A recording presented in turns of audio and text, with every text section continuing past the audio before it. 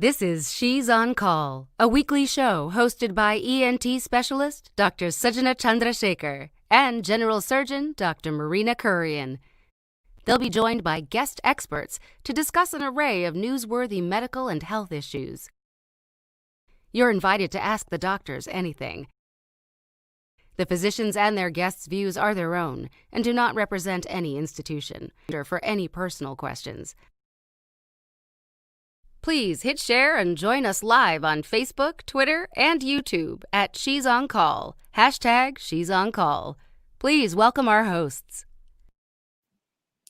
Hi, I'm Dr. Sujana Chandrasekhar.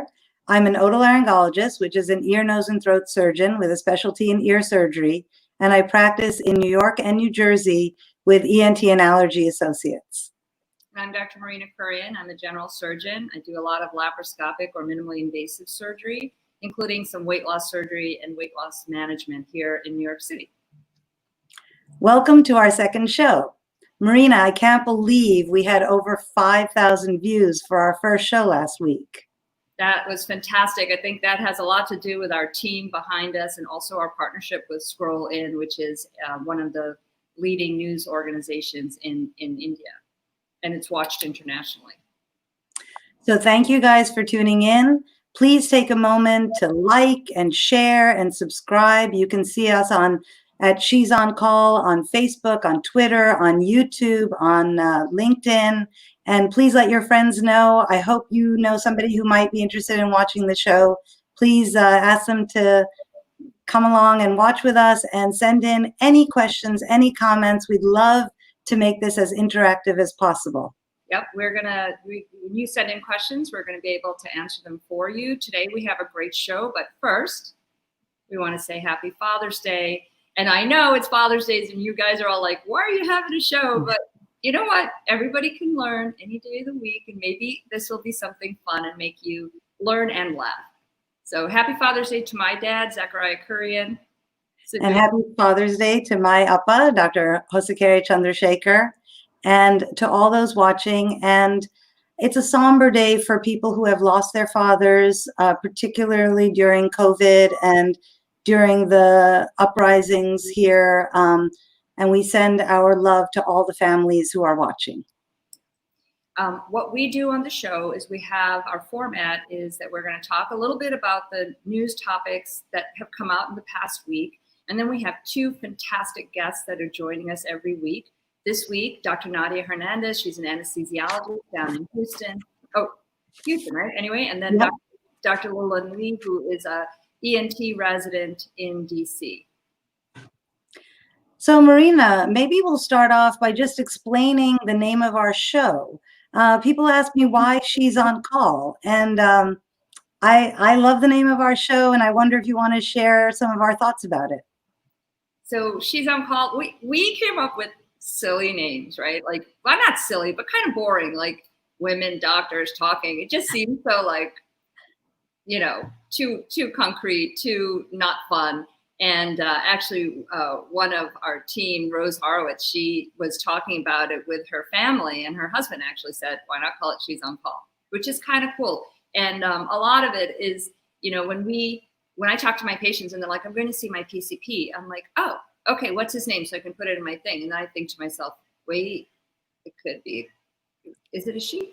So I make that same mistake. And I thought this was just a cool way to really bring out the fact that women are in medicine, and we are on call. We are answering questions for people every day, not just our patients, but families and neighbors and other people. Sujana, what were your thoughts about it? Yeah, I agree. I think we are on call. You and I have been on call for a couple of decades now since we started our residency training. And it's one of the joys, really, of having some knowledge base where people in the street or at a rock concert or at a bar mitzvah can come to you. So I had a couple of funny incidents of being on call when I was all gussied up. So one of my best friends was getting married, and the ring bearer had a fishbone stuck in his tonsil. He just ate wrong, and he was a brave little boy, and I could see it. Yeah, he had a fishbone stuck this looks really attractive, deep in his throat, in his tonsil. And I looked in and I could see it just kind of sticking in the side of his throat. And really, I had to get to the reception, and so did he. And we went upstairs to the hotel room. His mother had a tweezer, and we had a flashlight. And he was super brave. And I took out the fishbone, and all was well. And we went back to the party, and he didn't. I instructed him no fish, nothing with bones for the rest of the night because I wanted to have fun. He probably doesn't want to eat fish ever. Yeah. So Let me tell you, when a child is cooperative like that, it's a dream to be a doctor. You know, I had another incident. We were at a bar mitzvah, and they're all wearing suits. They're all 13. They're not used to it. It's hot in there. There's a lot of getting up and sitting down, and there's a whole bunch of God going on, right? And one of the friends of the bar mitzvah boy fainted. And, hadn't eaten properly. It was early in the morning. And so his parents and I went out and took care of him, and he was fine. And sometimes just being able to reassure people that they are fine, that, when you don't have to do something emergently. So she's on call is a double or triple or quadruple entendre about the fact that we're on call for our patients, their families, but our families and our communities. And with this show, hopefully we'll be on call to the world at large and maybe share. Big shoes to fill, but let's get share. Yeah. We want to talk a little bit about a couple of the articles that came out. And so we do have a slide, I believe, that we want to go over. This was a study that the recovery trial is like basically a huge study where they look at a bunch of different aspects of COVID-19. And this article just came out that talked about a low-cost use of a steroid, which is dexamethasone, that was shown to reduce death in up to 1/3 of hospitalized patients with severe COVID. So severe respiratory complications, and they also showed a benefit in patients who needed to have oxygen. And so, people will ask many things, right? So does everyone who get COVID get cytokine storm? The answer is no. So COVID stands for coronavirus disease, and the 19 means that the first official case was identified on December 31st, 2019. So that's why it's called COVID-19. So really, even though it seems like we've been living this for a lifetime, we've only been living with this for 6 months and learning about it every day. And we know that 95% of people get self-limited disease and do not need to go to the hospital or get oxygen or get intubated. But a small and significant percentage get what's called a cytokine storm. So Marina, you want to talk about what a cytokine storm is? I was like, cytokine storm, too much for everybody. But really what it means is that it's just a severe inflammatory response in your body. And that happens with certain diseases, and particularly in certain patients, you can get this severe inflammatory response with COVID-19. And when that occurs, patients are much sicker. So you can have someone have a severe response in the same family, and then everybody else in the family either doesn't get it or just has a mild form of the disease. And that is what's interesting right now, is trying to figure out why do some people get it worse than others. But what is important to note is that don't take steroids if you don't need it. If you don't have severe inflammatory response, if you happen to have COVID, taking a steroid won't prevent you from getting this virus. It won't prevent you necessarily from, having a severe response. What this study looked at was giving patients a low-dose steroid during their hospitalization, and that's where they saw the benefit, when they had severe disease or required oxygen therapy. Yeah, and I think that's a really crucial point. Another recovery study showed that there was no clinical benefit from using hydroxychloroquine in these very sick patients with COVID-19. So that study was actually stopped. So I think, you pointed out to me earlier this week when we were talking that we just keep learning more and more and more about this disease. So don't go out and buy steroids. Don't go out and buy chloroquine. But if you are very sick, the dexamethasone is likely to help you, and the chloroquine is not. And then we learned about who gets sick, right? There was another study that we found kind of interesting. Yeah, this one is about blood types. I tweeted about this. I was kind of, okay, it's very interesting. So this slide shows you what the blood type distribution is in the United States. So there's a lot of O, there's a fair amount of A. I think they're the two biggest. And there's B, and then AB is the rarest. So what this particular study showed was that the people that had severe COVID disease, there seemed to be a greater number of type A blood types. And the people who had much less disease, it seemed to be the type O blood type was protective. However, don't stress about that, right? Like with type A, not, as we said already, 90 to 95% of patients who contract COVID are not going to get super sick. So don't worry. But it's just more stuff that we're learning that, us geeks, we're kind of like, hey, wow, that's kind of cool. What does that mean? What is the interpretation going to be? So it's something that we're learning. And I think that if there is a blood type specific thing, and it really comes down to like the genomic or the genetic detail, then we might be able to come up with future therapies. But that's going to take years to weeks. I mean, not years, months to years, not something that we can say, hey, turnkey, let's do this tomorrow. Right, I agree.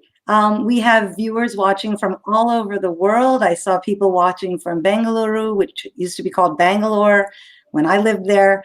In India, we have people watching from Mexico. We have people watching from Florida. We have people watching from Canada. We have people watching from all over the country. Thank you so much.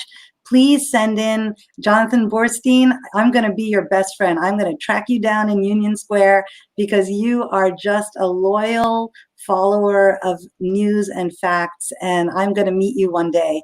So please continue to like and share and follow. You can find us on Facebook, on Twitter, on YouTube, on LinkedIn, and please send in not just your congratulations, but thank you so much, Renee Edelman, but your questions, because we have two amazing physicians joining us today. So Marina, would you like to introduce them?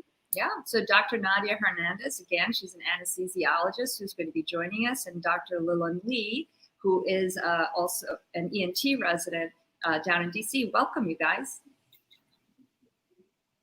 Thank you. Thank you for having us. So Nadia is on call, so we managed to snag her. This is, talk about she's on call. This is her, Nadia. I don't know. We can but that's what happened. But we're just excited to have you join us, and hopefully, I'm not going to say the Q word, which is the death knell for all call. We won't say it, but. Yes. So thank you guys for coming aboard. We have so much to talk about, and first of all, where are you guys physically? How are you doing?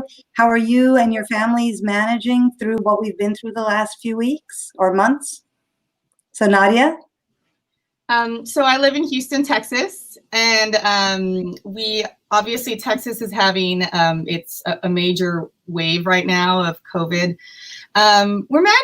I personally am managing okay. I have a very strict decontamination process when I go home to my children. So the nanny knows that when I get home, she hides them. I have an outdoor shower, and I have clean scrubs on that I take off and treat as they are dirty and completely decontaminate, and then brush my teeth and, Listerine the whole. And then I come in and interact with my children. I know some of my colleagues are living away from their families at the time so that they don't infect them if they happen to be pre-symptomatic. But we're managing okay. So far, it's working for us. Your children are beautiful. And I have to tell everyone, I knew Nadia when she was an anesthesia resident up in Mount Sinai, and she was a crackerjack then, and your star has just zoomed. So I'm so glad you could make the time. How about you, Lilun? How are you doing? Yeah, so I'm currently in Washington, D.C., starting my 5th year residency. And DC's actually done a really good job flattening the curve. People are staying home, working from home, and our cases are pretty low in the hospital. But I agree with Nadia. I decontaminate. There's a whole process when I get home. And so far, my close ones have been safe, and hopefully they'll stay that way. Yeah, I think everybody has their process, and it's hopefully interesting to people listening to know that we all, when we come home, have our like little routines that we have to do to make sure that everybody else stays safe once we go into the hospital. Obviously, New York City has done a fantastic job flattening the curve, and I think the governor just said the other day that our infection rate was like one of the lowest in the country. Nadia, why do you think what's happened in Texas? And when we were at our peak in New York, some of our hospitals the ICUs were overflowing. The operating rooms became ICUs. That happened certainly at one of my institutions that I go to. And then several in the city. And then also what we found, and you went to Mount Sinai, so Queens got hit super hard, the Bronx as well, and then Columbia up in Washington Heights area, that also got hit. And so they had to create, ICUs out of rooms. And it was that's when we saw our resources being overutilized. And that was when we were all sort of worried that what's going to happen if this gets worse. And so that when we flatten the curve, which, is everybody sick of saying flattening the curve? Because probably we are. But once we did that, I think it made a huge difference in terms of decreasing our utilization. So when you guys are on the uptick in Houston, or is it all over Texas? So many questions. Go ahead, Nadia. I think it's focused mostly on the big cities in Texas. I think part of the problem was the early reopening without having an understanding that we needed to do it safely. The mask situation in Texas is a big deal.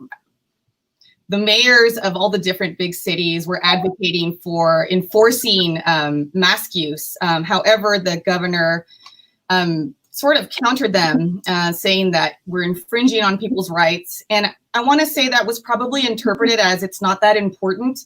So what we were seeing in Texas is people were, congregating, not wearing masks. And as a result, we are about to be in a situation where, New York was a couple of weeks ago, where we're overwhelmed. Many hospitals are at capacity. We're starting to become overwhelmed. And although we have the advantage of having space, we could probably create thousands of ICU beds. The issue is now who's going to staff those ICUs. We don't have thousands of nurses just laying around, not doing anything, and doctors and respiratory therapists, et cetera. So I don't know. We're about to be where New York was, I think. It was really hard up here. Not only did we face a paucity of like the trained healthcare workers, nurses, doctors, respiratory therapists, as you said, but even patient transport, linen. One of the audiologists, the people who test hearing here, she was dragged in to do linen and laundry in the hospital because somebody had to fold the linens and wash the linens so that patients could have their bedding changed.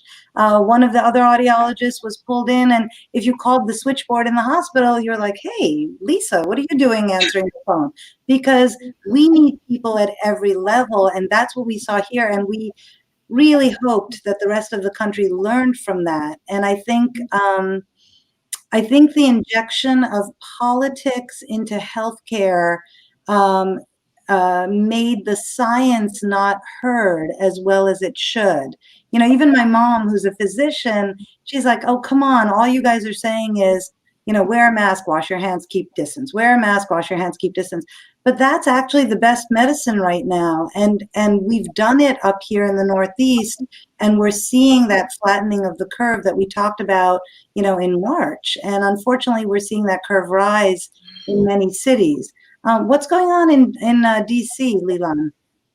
So in DC, like I mentioned briefly, things are, people are really abiding by the rules. The streets are fairly empty. People are wearing masks out and about. And I think our hospital did a great job acquiring protective personal equipment for the healthcare workers. Initially in the beginning, the masks were kind of put in separate areas so people wouldn't bring them home.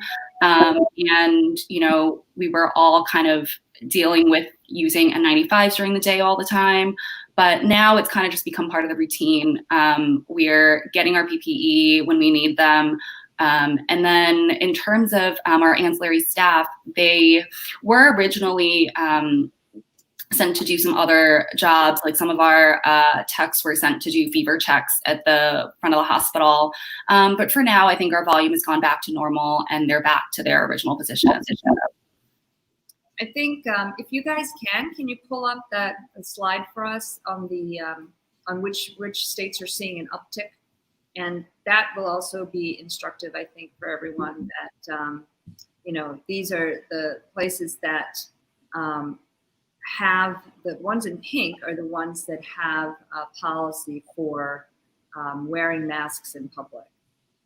And we certainly have that in New York City. And what's funny is yesterday, oh, is it yesterday? Yeah, probably yesterday. I was out and I was thinking, and I said to a friend, I'm like, look, everyone's wearing masks. Isn't that wonderful? I think in New York City, we're like 90% wearing masks. And then literally, I turned my head and then there were like 4 people who walked by without masks. But I think if the majority are doing it, I think that is still leaps and bounds better. And in addition, there was some data this week, and you could take that slide down unless, Suju, you have something to say about it. There was data this week that suggested that what we're seeing for influenza, and now we're coming out of flu season, right? Over the summer months, we see less flu.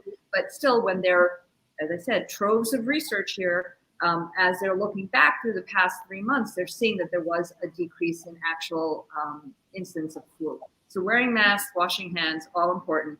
Funny thing, and I don't know if you guys have noticed this, but since everybody's using the bathroom right by the front door when they walk in, I'm like out of soap, right? And I'm thinking, how come this never happened before? How come we have so much time to get, you know? And so I realized because everybody would walk in, not necessarily wash their hands or do it in their own bathroom or something like that. But first I was a little bit creeped out, and then I realized it was probably for a national reason. It's not because no one's washing their hands. So, but I'm out of soap. This after the show, I got to go get some more. Dr. Lister would be very proud of your family, right? Dr. Lister was the guy in England who said the way we can reduce surgical infection rates is by surgeons washing their hands between patients. And he was almost run out of town as being a charlatan, but he was right. If we just washed our hands in between patients, we didn't contaminate other patients. And I think that's the origin of Listerine, which Nadia apparently uses frequently. So congratulations, Nadia. Let's move on a little bit. We have seen this COVID pandemic grip our country, and then we saw the extremely harrowing, horrible murder of Mr. George Floyd. And we saw these uprisings in the street. And, you know, as physicians, you know, we'd spent months saying, you know, stay away, social distance, wear masks. And we saw, for the most part, the protesters were peaceful and were wearing masks and were, in fact, outdoors where it's a little less dangerous. But we did see some action with what's called rubber bullets, with tear gas. And Lilun, maybe you can explain your experience and what prompted you to write this really eloquent op-ed in the Washington Post shortly after the June 1st Lafayette Park occurrences. Sure. So basically, I was on call that Monday night where the Lafayette Square shooting happened.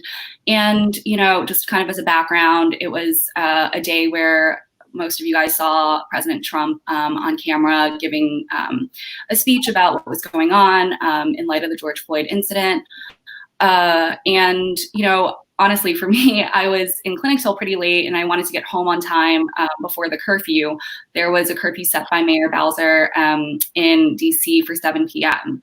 And just around the time that I got home, around 7, I was called by the emergency room and they said there was a patient who had been shot by a rubber bullet while in Lafayette Square, and they wanted me to come in to evaluate him. So I looked on the CT from my house, and it was already very surprising just from the CT scan that there was a penetrating wound through this man's chin all the way to his bone, to his jawbone about here. And, you know, I'd never seen a rubber bullet before. I've seen regular gunshot wounds, but, you know, rubber bullets aren't really used in public generally. unless it's, in these particular circumstances. So I looked it up on Wikipedia and found out that, they're not just rubber. They have fragments of plastic, they have fragments of metal, and the rubber is just kind of the coating around the bullet. And, when I went in, I wasn't really sure what to expect. So I saw the patient, really gaping wound in his chin. And I ended up having to debride kind of the metal fragments, the plastic fragments out of his chin. Thankfully, it didn't really penetrate the bone and it didn't cause a bony fracture. So everything I did was at bedside, and he was really tolerant of me doing all that. And I closed him, sutured him back up and sent him home. So that was kind of the circumstance of what happened. And that's hard. You guys who are listening, you think, hey, she was able to do it at the bedside. It's not so bad. I was just thinking, Lilun, how your back must have been broken because you have to lean over somebody. Yeah.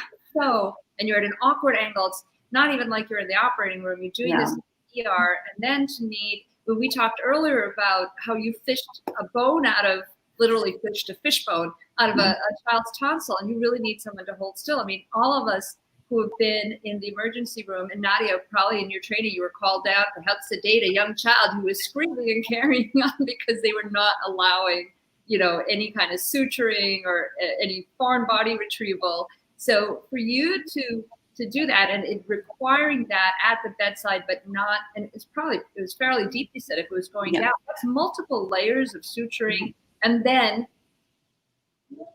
come on, it's like in New York, it has to be cosmetic too. Like other layer of make it look real pretty, so it all adds a lot of time and it takes up a lot of resources. So it definitely does. Bullets had metal in them or plastic. That really is it's a weapon. It is. And again, like you said, it was done at bedside and he did get to go home, but it took hours, and the patient was scared of needles. So we really had to calm him down before. He was a great patient. Obviously, he was very cooperative, but it, was a lot more traumatic for him, I think, psychologically, having to undergo that than anything else.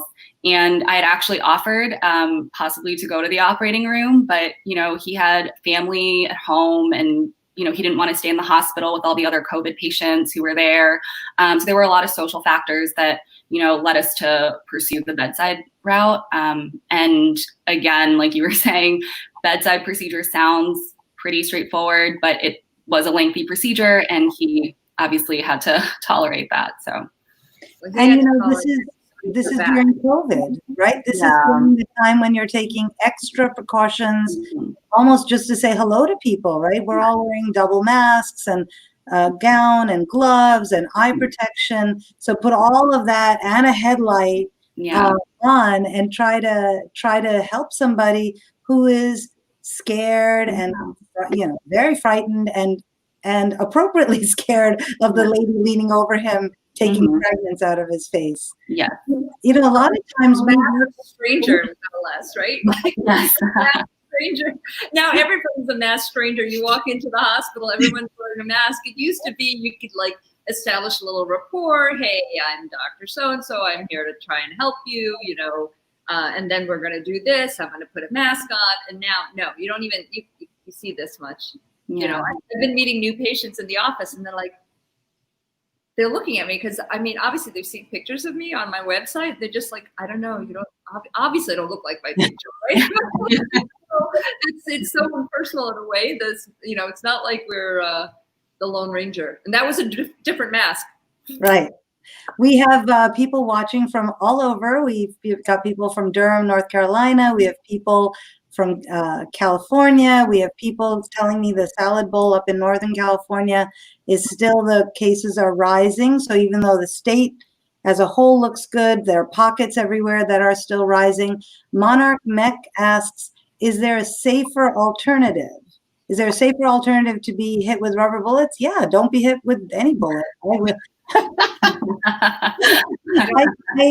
I think that it's not as I said last night, it's not like me taking a bullet and throwing something, right? Like my colleague, I threw a ball for a dog and she was like, give me that. I'm going to throw it better than you. I was like, okay, I was clearly not got an arm, whatever. But it's not like I'm throwing a little rubber bullet at you, but it's coming out as a missile. So of course it's going to be painful, and of course it can cause damage, and especially if it just catches you the wrong way, right? If it's just there's not a safer alternative, and I think that probably the issues are everyone's tempers were up, the passions were flaring, and also we had COVID, and so just I think all that war, all the anxiety that people are having. I mean, when we're doing telehealth and we're seeing patients, everyone's anxious. They're scared about the future. They want to get out, but then they're afraid. Then they're all out, and now they see this huge police presence. I understand why they felt they needed to do crowd control, but it unfortunately there's some serious issues with that. So, Lilun, thank you so much for posting that. Yeah, of now, course. what have you seen in terms of what you do in anesthesia? Like, just tell people what it is that you do, and because Sujana and I were saying, we tell our patients, yeah, you got to go under. Or you say they need anesthesia. I'm like, you got to go under, and they're like, what's that mean? Right. There are so many different ways to provide anesthesia, and I can break it down probably into the most basic form. So usually it requires a discussion with the surgeon about the patient's comorbidities and the procedure that they're going to do. And we come up with a plan as far as what is the best thing that we can do for that particular patient. So sometimes it's determined by the procedure, but also sometimes it's determined by the patient's medical status. If the surgeon needs the patient to not move at all and muscles to be paralyzed in order to access certain parts of the body, or maybe align bones, and they need the paralysis, then you're sort of stuck having general anesthesia, unless it's in a part of your arm that we can just sort of block. But so general anesthesia just means that you are completely unconscious, and that we are controlling your breathing, either with a mask or with a special mask that goes in the back of the throat, or with a breathing tube and connected to a ventilator. Then there's options to not have general anesthesia. So we can do procedures under nerve blocks. If the procedure is isolated to a certain portion of the body, we use an ultrasound to find the nerves that innervate that region, and we anesthetize them. It's kind of like when you go to the dentist and they give you a shot in the back of the jaw, and sort of your whole jaw goes numb. We can do the same thing for body parts. So if that's the case, then we usually stand there and provide just a little bit of sedation to help you sleep. And then the other option is what we call monitored anesthesia care, which is MAC, which really just means that we're standing there, and we may just be giving oxygen, or we may be giving a little bit of medicine, but sort of helping the patient get through the painful procedures with just a little bit of sedation. Sometimes this is done without an anesthesiologist if it's a healthy patient, but if they require a little bit more management, then an anesthesiologist gets involved. So those are the sort of the general options. Now, in addition to nerve blocks, if the procedure is focused on the bottom half of the body, we can inject medicine directly sort of into the CSF, where the spinal cord and the nerves live, and block half of the body. It's called a spinal, which most women get for C-sections. That's also another option, but we sort of group that in with regional as well. A couple of years ago, I did the ultimate old lady thing, and I just took a step and I wasn't paying attention, and I broke my fibula. So I broke the smaller of the two bones in my lower leg, and I had to have surgery on it, even though I tried to convince the orthopedic surgeon that I don't really need a fibula. He said, yeah, you need your fibula fixed.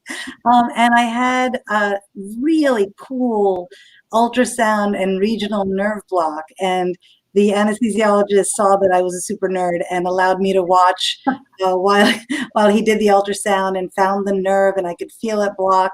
And I'm really impressed with the way the machinery has gotten smaller and the technology has gotten better. And I saw on your Twitter feed today that you had posted a way to do it safely during COVID with pictures. So maybe you can talk about that sort of ultrasound guided nerve blocks, which I think are really cool. So I'm an anesthesiologist by training, but I happen to specialize in nerve blocks and acute pain management, which is right up my alley. So thank you for that question. So we do nerve blocks for anesthesia, but we also do them to control postoperative pain or pain associated with trauma.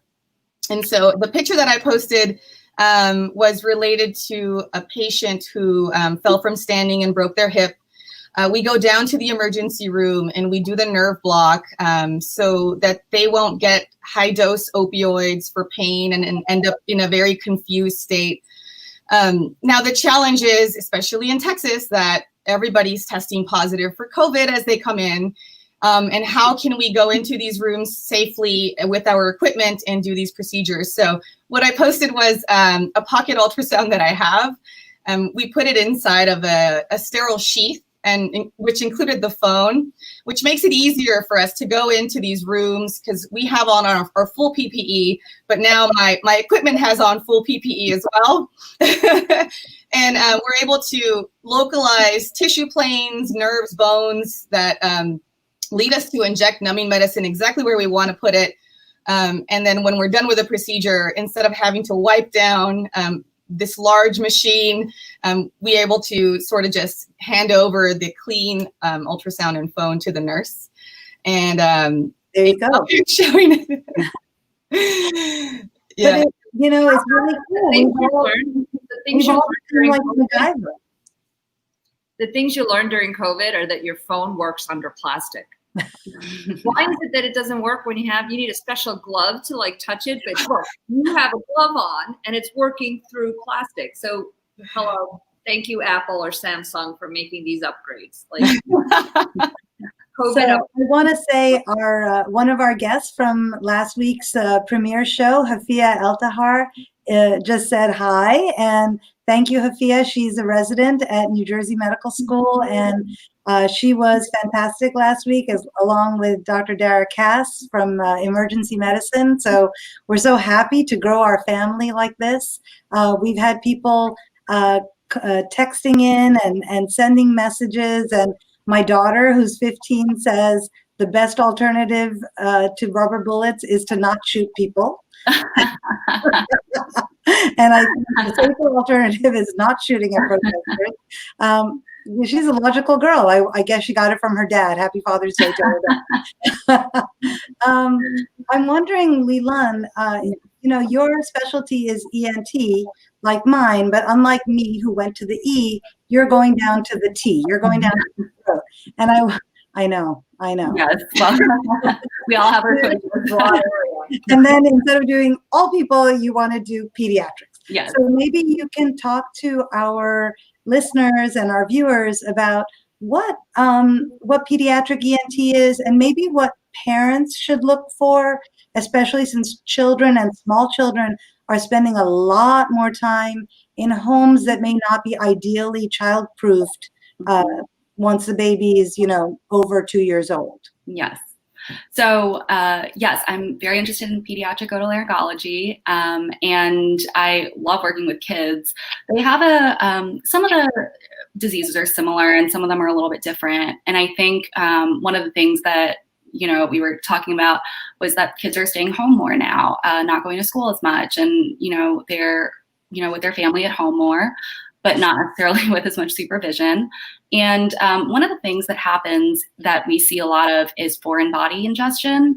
And sometimes they have really acute onset. And so parents come in with their kids choking or coughing a lot, and they had an inciting incident. So the parents saw, that the kid had been playing around and choked on a piece of a toy, or were playing around and swallowed a button battery. So those are pretty kind of straightforward cases. You bring them to the emergency room and the kid gets a workup and possibly would need to get the foreign body removed.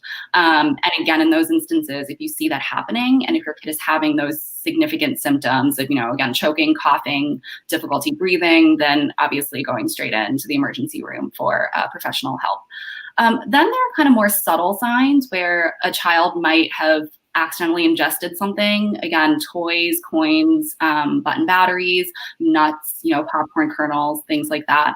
And they weren't really seen. The parent might have been turned away, and it's unclear if they really swallowed something or choked on something. But and sometimes they may not present with kind of the choking or immediate respiratory distress.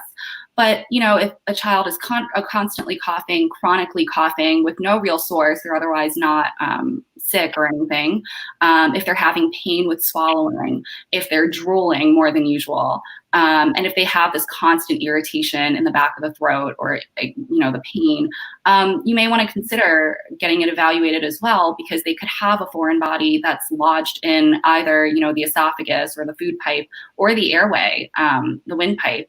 And it could just be sitting there for a while, and probably needs to get removed. So all those things, right? Because a lot of times when we have kids, Lilun, you may not, but they're like drooling and complaining of throat pain. I'm thinking strep throat or it's a cold, like that, and I'm very unlikely to think it's a foreign body. But it's an excellent point. And those watch batteries are like the worst, right? And if you have them around, they're like, hey, is this like candy? It's like a dime, or smaller than a dime, and they can easily swallow it and get stuck. Yeah, so the batteries are really scary. They're one of the things that really prompt urgent consultation, and definitely bring your kids to the emergency room if you saw them swallowing the battery. And I think one of the things that was interesting that I learned was that CHOP did a study a few years back, and if you see your kid ingesting a battery, then on route to the hospital, or even as you're calling and waiting for the ambulance or whatever to get there, having the child just take in some honey helps to neutralize the battery and prevents as much caustic injury as it can before going to get further workup. So I think that's something that parents can easily do. Usually people have honey at home, and just to have that around and having the kid take that as they're getting medical help. Everyone needs honey at home. I can't believe that. That is amazing. Yeah. It's really interesting. Yeah. It's always nice when the doctors learn something too. So thank you. No, it's really, I thought it was very funny. Yeah, they tried a lot of different agents, and they found that honey was, again, very easily accessible and really helped prevent the degree of caustic injury from these batteries. We're not Because, going the battery acid can burn through mucosa. So not only is it horrible to swallow battery, but then if it stays there and it's not so long that it takes, it can really burn through and make holes in your esophagus, in your swallowing tube.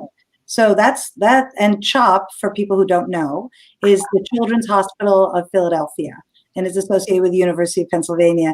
We use a lot of acronyms in medicine. Doctors are sitting around talking. Nobody knows what we're saying to each other, but it's really... We're going to have an ophthalmologist on, because I don't understand anything that they're saying. I don't even understand. Nobody knows what that is.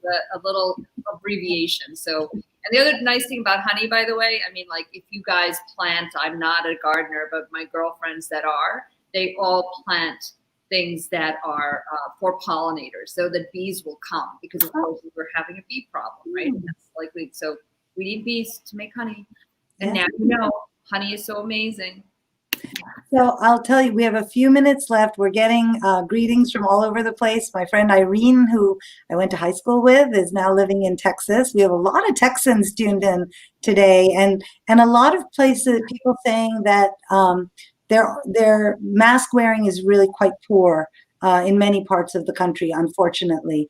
But I think I'm learning a lot today. One of the things that our viewers may not know is that when a child swallows a foreign body or inhales a foreign body and it goes down their windpipe, that's actually when Nadia and Lilun work together. And maybe, Nadia, you can talk about, you talked about talking with the surgeon and comorbidities, and I think communication is just so vital in all aspects. But in the airway, in the pediatric airway, maybe you can talk a little about what you'd be asking Lilun and how you'd be setting things up and preparing for a safe retrieval of that foreign body. Oh, I lost Nadia. I lost you guys too. Okay, I can hear you. We can hear you. Oh, I'm getting a phone on call. That's the issue. Sorry. I'm on call. Maybe Lilun can start. Okay, we'll leave in Lilun. Lilun, what would you tell your anesthesiologist? Sure. So agree completely that it's a very close relationship, especially in these foreign body cases, especially in smaller children whose airway diameters are really small. They can lose an airway really fast and lose their oxygen levels really fast. So, figuring out a way to do an accurate diagnostic laryngoscopy and bronchoscopy to try to figure out where the foreign body is while allowing the patient to receive oxygen from the anesthesia end. So there's kind of various things we can do, and I think Nadia can talk more about that when she's back online. But just kind of coordinating to make sure, when my instrument is in there, the anesthesiologists are aware that I'm manipulating the airway, and I can pull out the bronchoscope or laryngoscope if they need to ventilate the child. And I'll let Nadia speak more to that. This is just one of those cases where you're right. We do have to work in conjunction because it's sort of a combined management of the airway. And it depends on where we think this foreign body is stuck.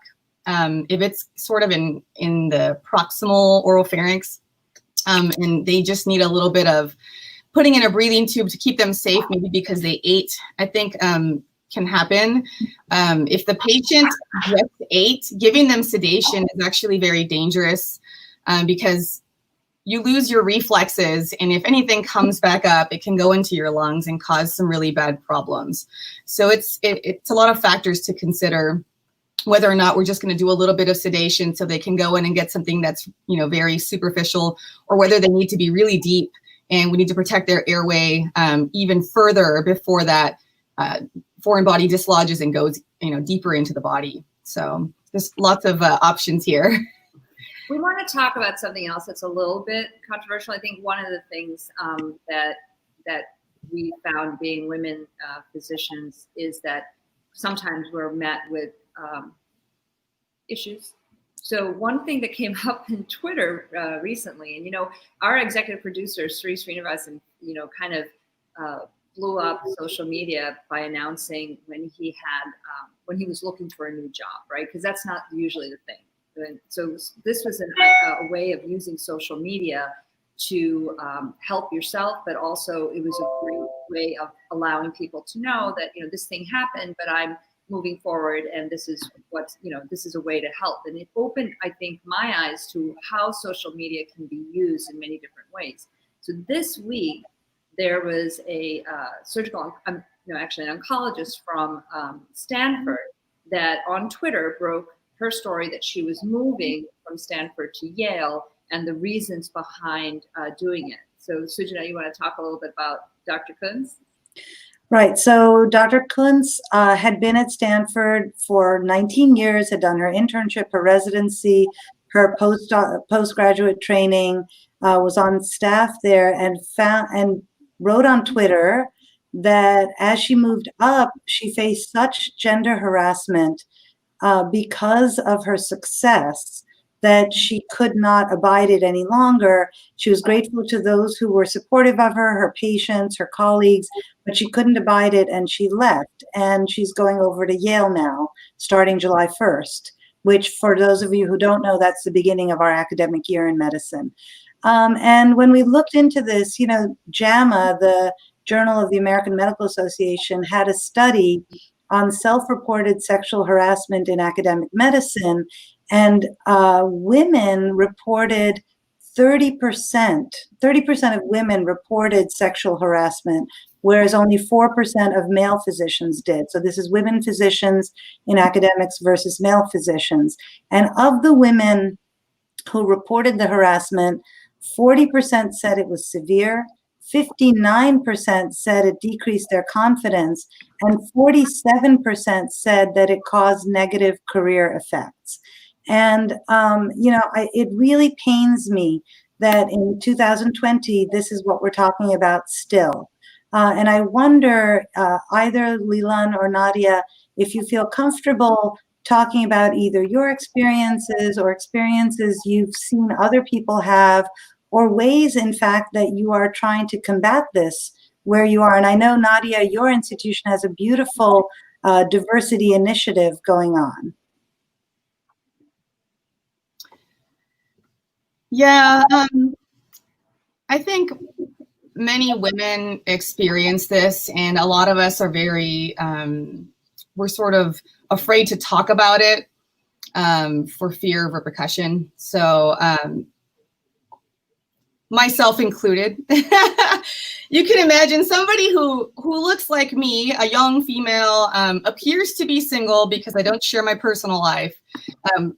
I get a lot of inappropriate comments. One time, a surgeon, sorry, it was not surgeons, but a surgeon called into the operating room where I was working and asked my resident, if I was single and if I would go out with him while I was at work, which, I'm loud and I'm not afraid to share my opinion. So that didn't go very well. But these things happen. And it's unfortunate that we have to deal with this day and age. But luckily for us, we do have each other to support each other. And I have a lot of he for she's behind me, which help, bring me up and redirect me when I get distracted by this negativity. So I just stick with my group of supporters and drown out. It can be sexual harassment, but as we also say, it's like a gender discrimination as well, where you're not allowed opportunities if you're female, or if you're underrepresented minority, or if for whatever reason someone just doesn't like you. They don't really need a reason. And this used to happen in the old days way more often, I believe. I know that that slide was actually from University of Michigan. They have an incredible initiative for hiring creating a diverse department and keeping that diversity on every level, at every committee level within the institution. I have good friends that are there, and they've done just a spectacular job. Lilun, do you think, I would say that for myself in my training, I can see where the guys and the girls were treated a little bit differently. Mm-hmm. And I think it also depended on the personality of the individual. And I don't know, I didn't feel that I was necessarily discriminated against at all. I was also more of a tomboy. So, I don't know if that made a difference or not. And I think nowadays in training, Lilun, if you could tell us how you feel. Yeah, definitely. Yeah, so it's interesting because when I was an intern probably 4 years ago, I was part of an intern class that was all men. And that included, we were surgical interns, so it was general surgery, orthopedic surgery, urology, neurosurgery, and it was just myself and one other female intern, and she was a neurosurgery intern. So, we had an intern room where we did a lot of kind of chart checking and doing daily, like note writing, et cetera. And it just felt kind of like a boys' locker room. No one was explicitly sexist or anything. And I felt like for the most part, I was comfortable being there. But just in surgery generally, there's so many men at all levels that we tend to be the minority. And, depending on the personality, like you were saying, if you were more comfortable, like if you were a tomboy or something, you probably fit in better into that locker room culture. But obviously, I think the more diverse both the attending and resident classes can be, the more inclusive, the program can be. Yeah, I will tell you, one day we'll dish and we'll talk about all the horrible experiences because they were horrible. And I was so sad to see this week because the horrible experiences that happened in the 80s and the 90s to people like me should not still be happening in 2020. I remember our little call room, the boys put up all these Playboy centerfolds. So one of the drug reps asked me what I'd like, and I said, I would like a copy of Playgirl. Back in those days, the Playgirl centerfolds actually wore underwear because we were apparently very modest, even when we were sexual. And I just put up the Playgirl centerfold, and immediately the Playboy centerfolds came down, because I was like, I can't ask you guys to not make this disgusting, so I'm going to make it more disgusting, and then everything came down. And I think you have to be a little bit tough to do that. AJ Nathan, who is a rising third-year medical student at Boston University, wrote, we need more women leadership, and women are now the majority in medical school. We're about 51% of medical students, and we need to see that better reflected at the top. And talk about he for she. I think that we have so many male advocates that makes it easier or less difficult for us to confront the male bullies that we encounter. I had one guy, I mean, my residency was, when wheels were square, and there were no women almost in the residency program. And one of the guys I had spent 2 or 3 months with him on vascular surgery, and he sat me down on the last day and he said, he was really disgusting. He would say dead baby jokes. He would say all gross jokes, but sometimes they were funny. So I'd come back the next day and I'd say, oh, I told my dad that joke. That was kind of funny. And he'd look at me funny. And at the end of 3 months, he said to me, I've been trying to make you cry for 3 months. And I said, oh, you should have wasted your time. You should have told me to cry on day 1. I would have cried. We'd have been done. Like, I don't understand that statement, but sorry for you, because that's a big waste of your time. But I think that these biases, whether they happen because of gender, because of ethnicity, because of sexual orientation, our LGBTQ brothers and sisters are experiencing this. I hope that by having more diverse leadership as we go forward, we are able to avoid this very unnecessary part of training and part of life. And I do think, Nadia and Lilun, when you talk about your experiences, I think there are not only he for she, but there's a lot of women who support other women. There are a lot of women we can go to in our hospitals who will hear and see when guys might not hear or see. And I think, ensuring that we are not mistreated by our patients or by our colleagues is really important. Yeah, I think that is true. We are sort of out of time, so we want to thank you, ladies, so much for joining us. And perhaps we'll do another show on gender discrimination and or just discrimination in general in medicine, because we do need to change that. But thank you, Nadia Hernandez. Again, she's an associate professor at UT Houston. Thank you so much for joining us on call. Amazing, thank you. And Lilun Li, thank you so much also for joining us. Again, she is a 5th-year resident in ENT in DC, and you're at MedStar, right? George Washington. George Washington, and she's going to do a pediatric otolaryngology fellowship. So congratulations to you and good luck, and thank you so much for joining. To those of you guys watching, thank you so much. I have friends also, Nancy from Indiana, Hoosier, and Brad from North Carolina as well, and Debbie from upstate New York in Albany. Thank you so much, you guys, for watching and sharing and liking our page. We really appreciate it. Again, we want to give a shout out to Scroll In for sharing this with their viewership, which we really appreciate. It's wonderful. This is our team, our producers, our design director. I want to thank everybody that was involved. Suju, you want to introduce the next show? Sure. I want to say, please keep posting and liking and sharing. Thank you to our dads for believing in us all the time. It wasn't hard. It wasn't easy to raise opinionated girls like Marina and me. So thank you to both of our dads, and happy Father's Day. Next Sunday, we'll be live again at 11 o'clock Eastern time till 12. With more medical information and 2 new guests, Dr. Olga Garcia and Dr. Jordana Cohen.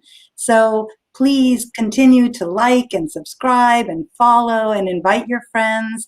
And if anybody wants to see today's show or last week's show, they are archived on our She's on Call YouTube channel and hashtag She's on Call. So thank you guys so much for tuning in, for all your comments, for watching and appreciating from around the world, around the country.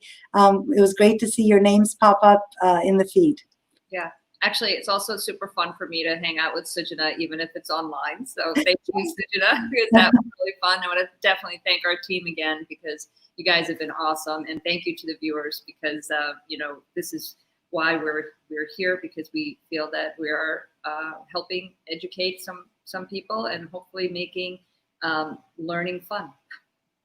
Thank you. Stay safe and stay healthy, and happy Father's Day to everybody. Happy Father's Day.